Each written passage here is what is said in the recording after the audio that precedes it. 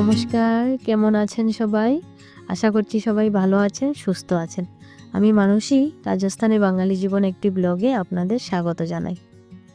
আজ সোমবার, ঘড়ির কাঁটায় সকাল এখন 7টা মতো বাজে। আর সকালটা শুরু হলো রুদ্রের সাথেই।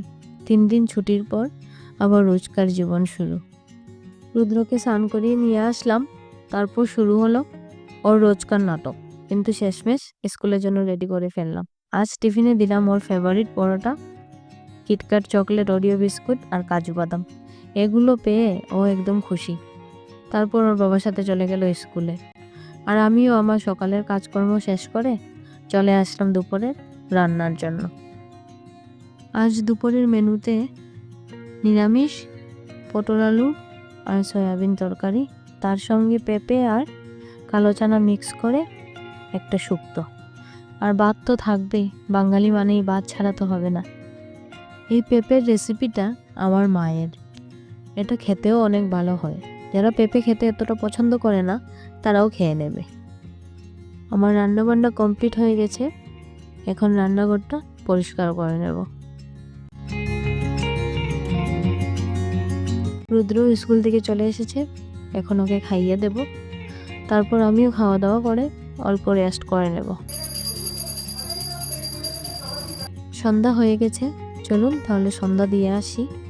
এটা আমার কাছে একটা নতুন অভিজ্ঞতা।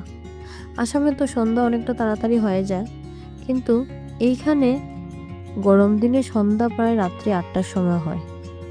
এইটা আমার আগে জানা ছিল না। রাজস্থানে আসার পর এই জিনিসটা আমি জানলাম।